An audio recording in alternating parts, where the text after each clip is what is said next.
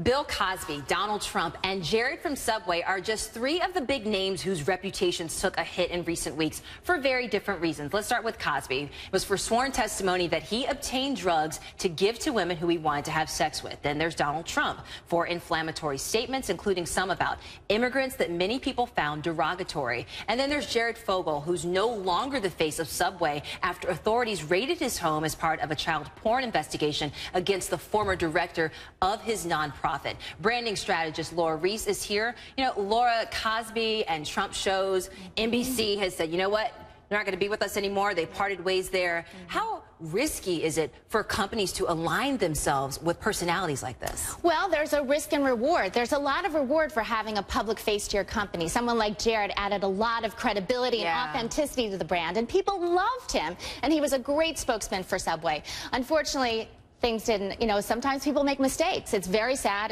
It's scary, as a matter of fact, and people go running. When controversy comes, companies go running. They don't want to be associated with that, and they move quickly. But there's a lot of reward, and unfortunately, there's a few bad apples that make people scared. Well, what kind of ripple effects can we expect from, I know these are very different situations, but what kind of ripple effects can companies expect when they're still affiliated with people?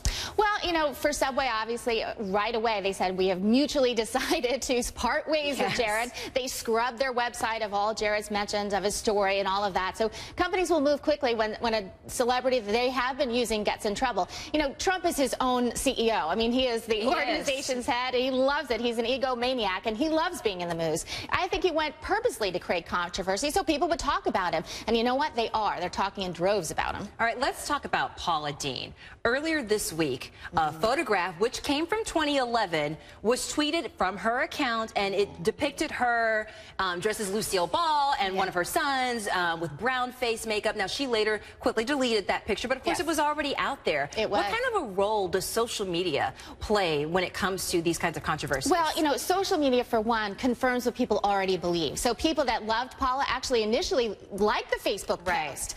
This was back from 2011, show appearance. They liked it, but people who are against Paula, and it certainly reconfirmed when you look at it, you know, her accusations of being racist, which, you know, came against her in all the court documents, and, you know, dropped by Food Network and other things. So social media amplifies people's emotions. It gets them more excited about it when they see it, and it also helps to solidify public opinion. And public opinion on Cosby, on Paula Deen, on Donald Trump, and on Jared has pretty much been talked about. All right, Laura Reese, thank you so much, brand strategist. We appreciate you joining us here on Weekend Express.